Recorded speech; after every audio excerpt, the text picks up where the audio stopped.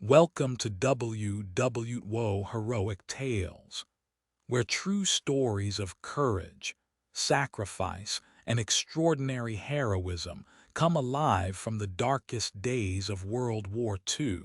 Join us as we uncover the untold moments that shaped history. October 1944. The Pacific War is reaching its crescendo. American forces, under the command of General Douglas MacArthur, are making their promised return to the Philippines. The invasion of Leyte Island is underway, a critical step in severing Japan's vital oil supply lines from the East Indies. For the Japanese Empire, this is a line in the sand they cannot allow to be crossed. A defeat here would mean the strangulation of their war machine. In response, the Imperial Japanese Navy launches its most ambitious and complex plan of the war, Operation Shogo 1, or Victory Operation 1. It is an all-or-nothing gamble, a desperate roll of the dice to annihilate the American landing forces and their naval support. The plan involves three separate fleets, or prongs, converging on Leyte Gulf to crush the invasion. The most powerful of these is Vice Admiral Takeo Kurita's center force. This is the steel heart of the Imperial Navy, a massive armada of its remaining heavy surface combatants. It boasts the two largest battleships ever built, the Yamato and Musashi, each displacing over 70,000 tons and armed with monstrous 18.1-inch guns. Accompanying them are three other battleships, a dozen cruisers, and a screen of nearly 20 destroyers. Their mission is simple and brutal: steam through the San Bernardino Strait, turn south, and utterly obliterate the vulnerable American transport ships and light escort carriers providing air support off the coast of Samar Island. The Japanese are betting everything on this one massive blow. They are aware of the risks, aware that they are sailing into a sea swarming with American air power and naval might. But the situation is dire. This is their last great offensive effort. On the American side, Admiral William Bull, Halsey's mighty Third Fleet, with its fast attack carriers and battleships, is meant to be the shield against such a threat. But a series of miscommunications, deceptions, and a fateful decision to pursue a Japanese decoy carrier force to the north will leave the San Bernardino Strait wide open. Unknowingly, a small, completely outmatched American task unit is about to sail directly into the path of this oncoming juggernaut. They are the only thing standing between Kurita's steel behemoths and the defenseless landing beaches. The stage is set for one of the most lopsided and heroic naval confrontations in history. The force unknowingly left to guard the northern approach to Leyte Gulf was Task Unit 77.43, callsign Taffy 3. It was one of three similar groups of the 7th Fleet providing air support for the ground troops. Commanded by Rear Admiral Clifton Sprague, Taffy 3 was never intended for a surface engagement, let alone a battle against the world's most powerful battleships. It was composed of 6 escort carriers, essentially small, slow flat-tops built on merchant ship hulls. These jeep carriers or baby flat-tops carried a handful of aircraft and had a top speed of barely 18 knots, making escape from a true battle fleet impossible. Protecting these vital but vulnerable carriers was a thin screen of just 3 Fletcher-class destroyers, the USS Johnston USS Hull and USS Heermann, and 4 smaller, even more lightly armed destroyer escorts.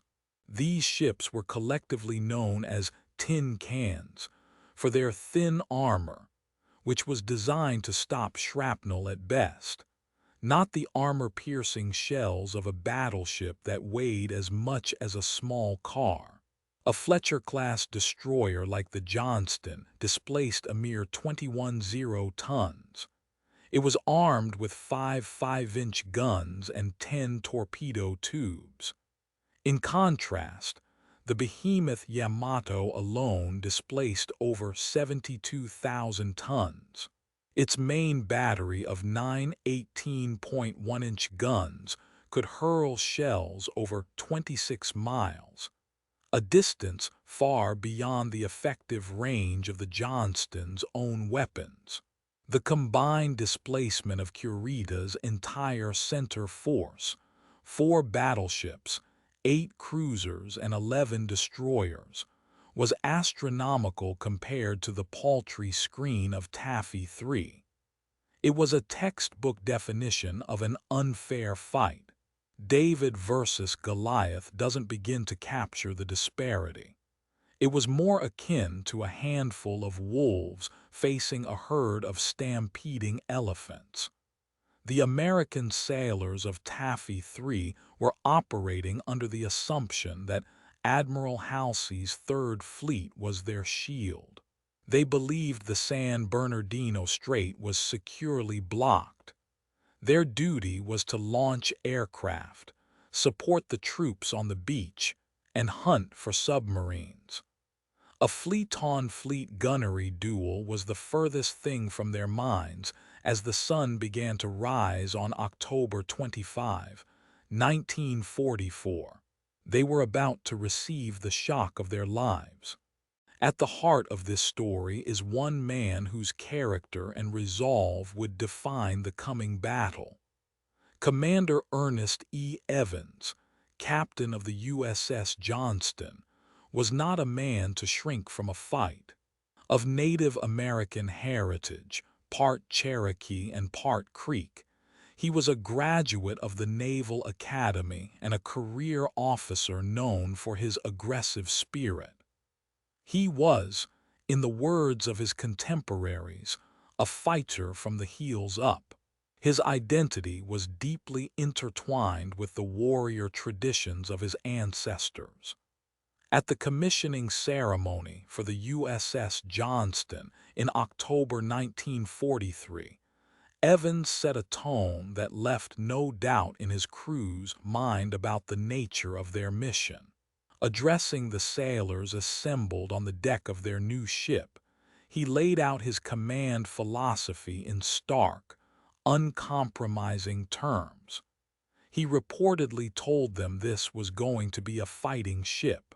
He said he would never expect them to do anything he wouldn't do himself, and that they would go where the fighting was thickest.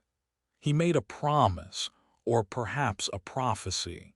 He declared that anyone who did not want to go into harm's way had better get off now. There would be no retreat from battle. This speech was not mere rhetoric. It was a covenant between the captain and his crew. He was forging the identity of the Johnston as an extension of his own indomitable will. The men absorbed his fighting spirit. They knew their captain meant every word. Throughout the Johnston's service leading up to Leyte Gulf, Evans had proven his words with action, leading his ship with skill and daring in campaigns across the Pacific. He was known for putting his ship in the right place at the right time, always seeking to engage the enemy. This relentless aggression had earned him a reputation, but nothing could have prepared him or his crew for the ultimate test that awaited them off the coast of Samar. The man and the moment were about to collide in a crucible of fire and steel. His promise to the crew, to sail into the heart of battle, was about to be fulfilled in the most dramatic and terrifying way imaginable. The morning of October 25, 1944, began like any other for the sailors of Taffy 3. The sea was relatively calm under a hazy, tropical sky. Routine flight operations were underway shortly after sunrise.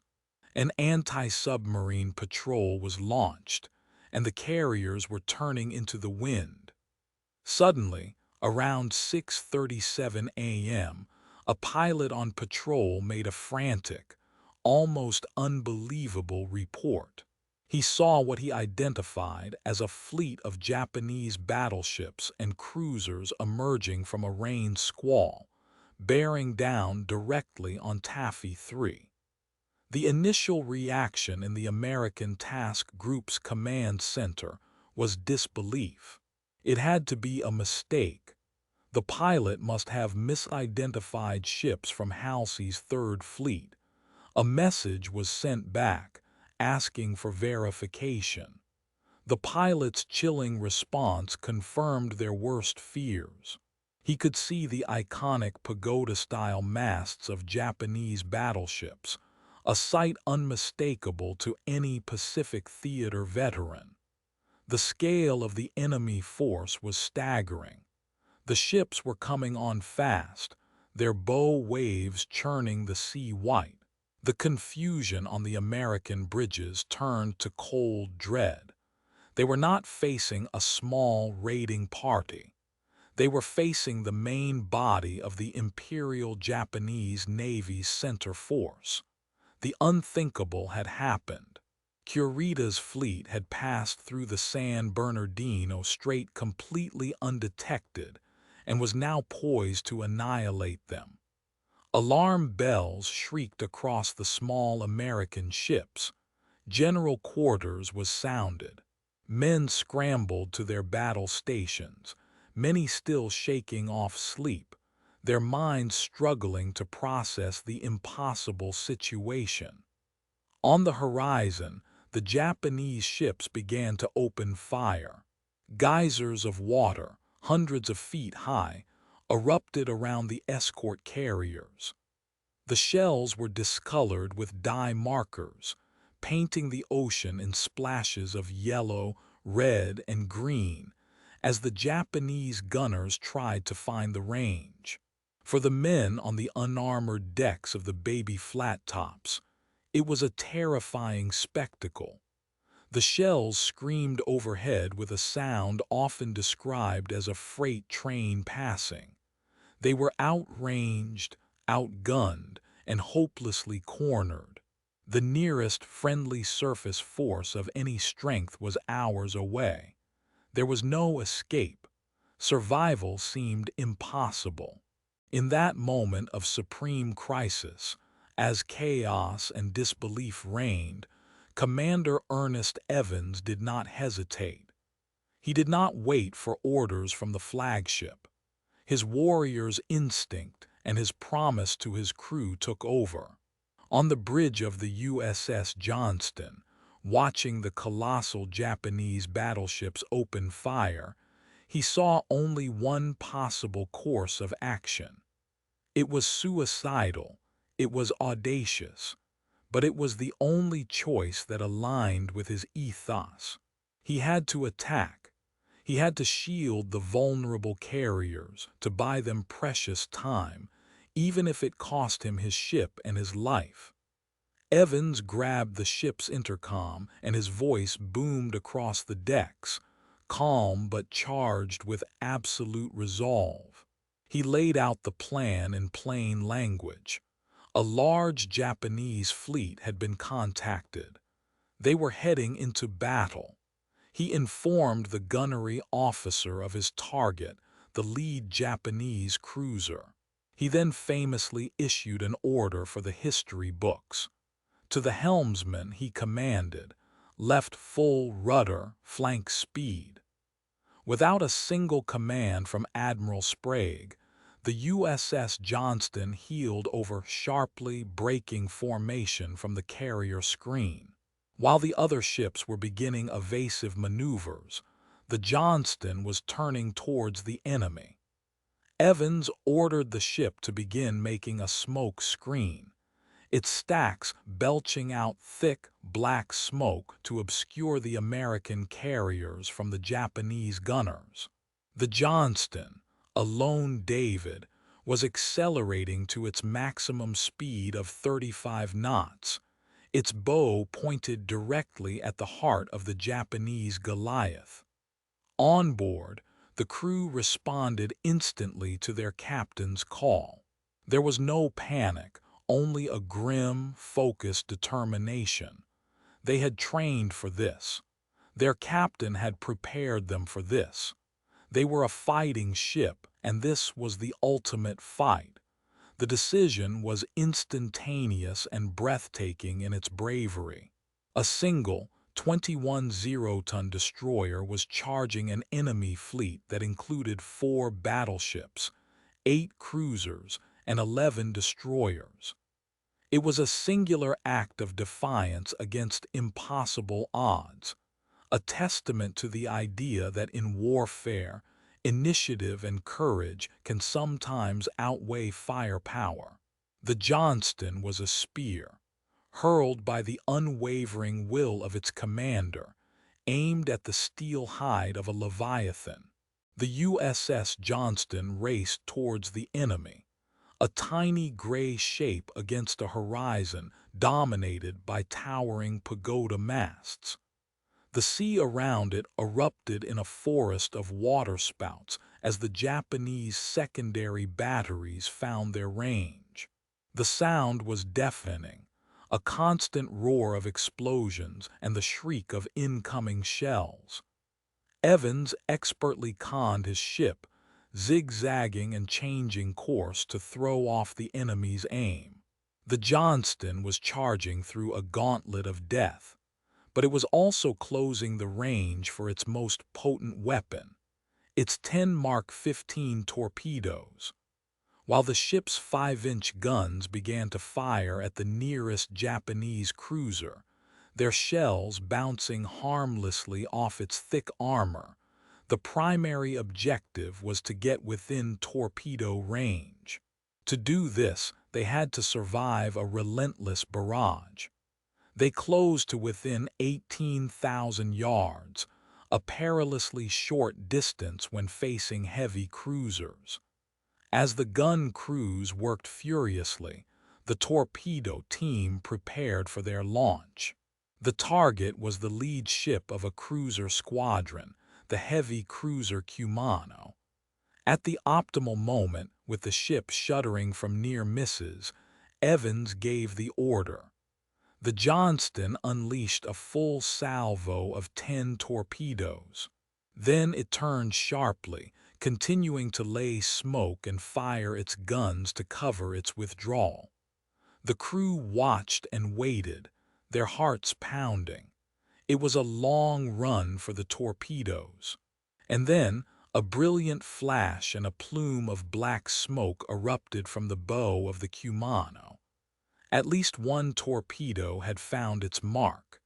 The hit was devastating. It blew the entire bow off the Japanese cruiser, reducing its speed to a crawl and forcing it to fall out of formation. With this single, audacious strike, the Johnston had drawn first blood. It had crippled a major enemy warship and thrown the Japanese vanguard into confusion. This initial success had an electrifying effect, not just on the Johnston's crew, but on the entire task unit. It showed that the enemy, for all their size and power, was not invincible. But the Johnston's heroic run had come at a cost. Just as it turned away, 3 14-inch shells from the battleship Congo, followed by 3 6-inch shells, slammed into the small destroyer. The damage was catastrophic. The bridge was wrecked, power to the aft gun mounts was severed, and the ship's speed was cut in half.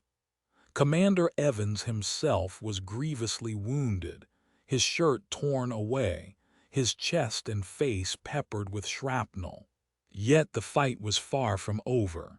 Crippled, bleeding, but defiant, the USS Johnston was not out of the fight. Despite the devastating hits that had shredded the bridge and superstructure, the spirit of the ship remained unbroken. Commander Evans, wounded and seeing his ship partially disabled, refused to withdraw. With his torpedoes expended, he knew the Johnston's only remaining value was its 5-inch guns. He ordered the ship to turn back towards the fight, to act as a shield for the fleeing escort carriers. The Johnston's crew performed miracles of damage control under fire. They managed to restore power to 2 of the 3 aft gun turrets, and though the ship's top speed was severely reduced, it could still maneuver and fight. For the next hour, the Johnston became a furious hornet, darting in and out of its own smoke screens, engaging targets of opportunity with a ferocity that stunned the Japanese. Evans, having lost steering control on the bridge, was now conning his ship from the aft steering station, shouting commands through an open hatch to the men manually turning the rudder below.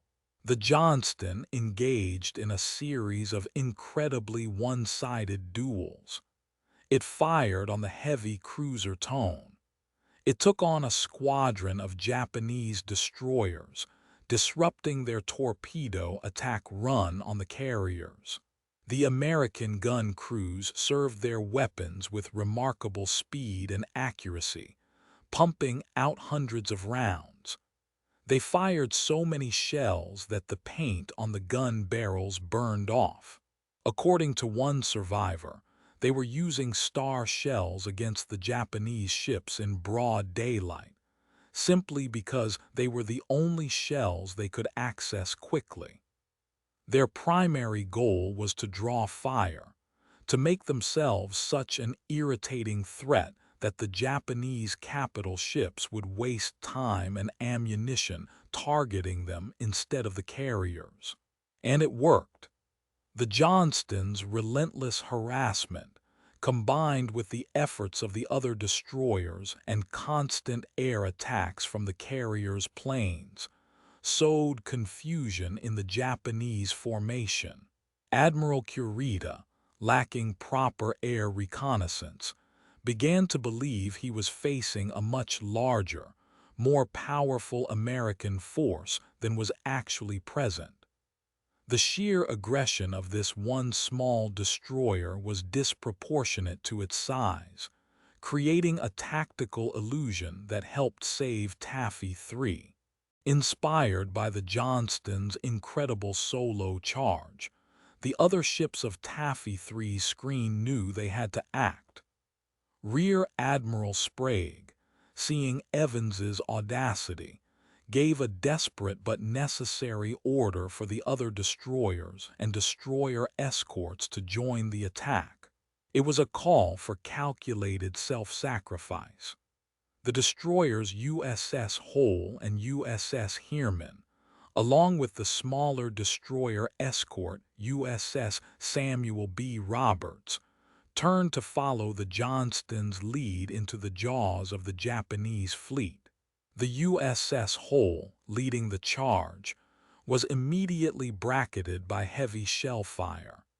It steamed directly towards the lead Japanese battleship, Congo, absorbing tremendous punishment as it went.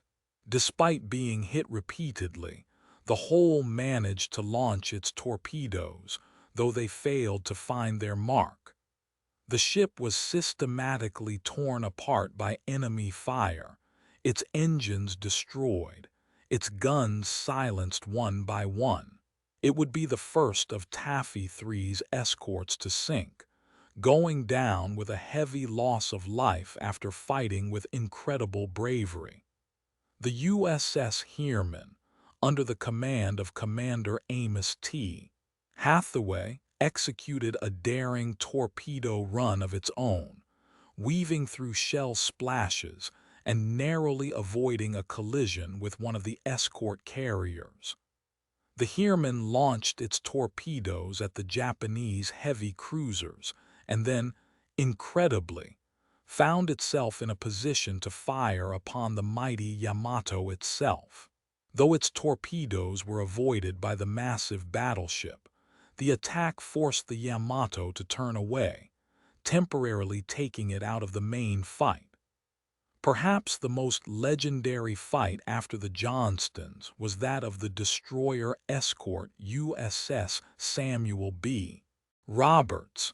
A DE was even smaller and more lightly armed than a destroyer, equipped with only two 5-inch guns and 3 torpedoes. Its crew knew they were punching far above their weight, but they charged in regardless. The ship became known in naval lore as the destroyer escort that fought like a battleship.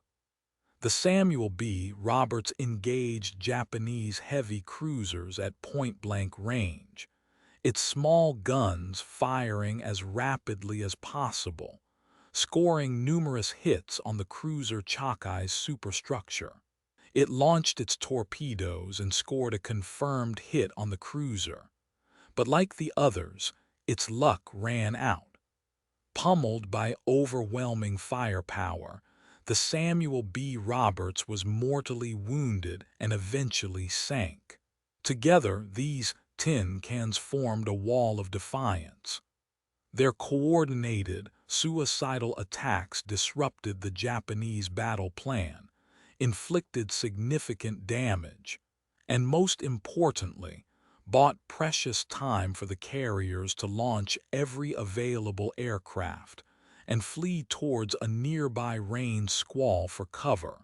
After more than 2 hours of continuous, brutal combat, the USS Johnston was a shattered wreck. The ship had absorbed an estimated 500 shell hits from a variety of calibers. Its bridge was gone, its superstructure was a mangled ruin of twisted steel, and fires raged across its decks. One of its main engines was knocked out, and its boiler rooms were flooding. The destroyer was listing heavily, barely able to make way in the water. Most of its guns had been silenced by direct hits, yet it was still fighting. Commander Evans, his body racked with wounds, continued to direct the battle. Having been driven from the bridge and then the secondary conning station, he was now on the fantail, shouting commands to the men at the emergency rudder controls. His uniform was gone, and he was missing several fingers from his left hand, but his will to fight remained absolute. In a final act of incredible defiance, Evans saw a squadron of Japanese destroyers maneuvering for a torpedo attack on the American escort carriers. Realizing the imminent danger, he ordered the Johnston to engage them. What was left of his ship turned to intercept. The Johnston's last operational 5-inch gun opened fire, drawing the attention of the entire Japanese destroyer squadron. The enemy ships, seeing the crippled American destroyer defiantly challenging them, turned their full firepower upon it. The Johnston was overwhelmed in a final, furious barrage. Shell after shell slammed into the hull, tearing it apart. The remaining engine room was hit, and the ship lost all power, going dead in the water. The order was finally given to abandon ship. The battle was over for the Johnston. Its fight had been a magnificent display of sustained courage against utterly impossible odds. For 2.5 hours, it had battled a force hundreds of times its superior in firepower and tonnage. It had charged when others might have fled, attacked when survival seemed impossible, and fought until it was physically incapable of fighting any longer. The ship had absorbed an unbelievable amount of punishment, a testament to both its construction and the tenacity of its crew's damage control efforts. But there is a limit to what steel and flesh can endure. That limit had been reached. At 9:45 a.m., with the ship listing heavily and sinking by the stern, the order to abandon ship was passed among the surviving crew. Men began to go over the side, clinging to debris and life rafts in the warm, oil-slicked water of the Philippine Sea. Commander Evans was last seen on the fantail, helping his men get clear of the sinking vessel. He was too badly wounded to save himself and went down with his ship, true to the highest traditions of the naval service. The Johnston rolled over and began its final plunge into the depths. As the battered destroyer slipped beneath the waves, an extraordinary event occurred, a moment of mutual respect between warriors. The captain of the Japanese destroyer Yukikaze, seeing the heroic end of his adversary, rendered a salute. Other Japanese sailors were seen standing at attention on their decks as the Johnston disappeared. They recognized the unparalleled bravery they had just witnessed. It was a warrior's tribute to a fallen, worthy foe. The fight, however, had cost the Japanese dearly. The combined ferocity of Taffy 3's destroyers and the relentless attacks from the carrier aircraft had shattered the cohesion of Admiral Kurita's force. He had lost several cruisers to the combined surface and air attacks, and many of his other ships were damaged. Believing he had stumbled upon a main American carrier fleet, and fearing the imminent arrival of more powerful forces, Kurita made a stunning decision. At 9:11 a.m., even before the Johnston had sunk, he broke off the attack and ordered his entire fleet to turn back and withdraw towards the San Bernardino Strait. He was on the very brink of achieving his objective. The American landing ships were just over the horizon, completely defenseless. But the suicidal courage of the Johnston and its fellow destroyers had convinced him the price of continuing would be too high. The tiny ships of Taffy 3 had bluffed the world's most powerful surface fleet into retreat. They had saved the invasion of the Philippines. For the survivors of the Johnston, their ordeal was not over. They would spend over 2 days in the water, battling sharks, dehydration, and their wounds before being rescued. Of the Johnston's 327-man crew, only 141 would survive. The battle off Samar would go down in history as one of the U.S. Navy's finest hours. The actions of the USS Johnston and the other ships of Taffy 3 were a testament to the power of courage, initiative, and sacrifice in the face of overwhelming odds. They had faced a fleet of battleships and cruisers with nothing but destroyers and destroyer escorts, and had won a stunning tactical and strategic victory.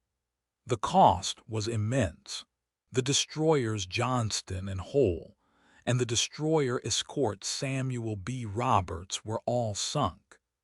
The escort carrier Gambier Bay was also lost to surface fire, becoming the only U.S. aircraft carrier sunk by naval gunfire in World War II. Another carrier, the St. Lo, was sunk by a kamikaze attack during the battle. Over 1,000 American sailors lost their lives. Yet, their sacrifice had not been in vain. They had stopped Kurita's center force and saved the Leyte invasion. For his extraordinary courage, leadership, and conspicuous gallantry above and beyond the call of duty, Commander Ernest E. Evans was posthumously awarded the Medal of Honor, the United States' highest military decoration. He was the first Native American in the U.S. Navy to be so honored. The ship itself, the USS Johnston, received the Presidential Unit Citation, the highest honor that can be bestowed upon a naval vessel. For decades, the story of the Johnston was remembered as a pinnacle of naval valor, but the ship itself lay lost in the abyss. In 2019, its wreck was located, and in 2021, it was positively identified and surveyed by explorer Victor Vescovo. Lying at a depth of nearly 21,180 feet, or over 4 miles deep, it was at the time the deepest shipwreck ever discovered. The haunting images of the ship's hull number 557, still visible on the mangled bow, brought the story back into the public eye. The wreck serves as a silent, solemn monument to the men who fought and died aboard her. The legacy of the USS Johnston endures as a powerful symbol of the American fighting spirit, a story of how ordinary men, led by an extraordinary commander, accomplished the impossible. Thank you for joining WWWO Heroic Tales. Through the stories of brave souls from World War II, we honor their memory and keep their legacy alive for history and generations to come.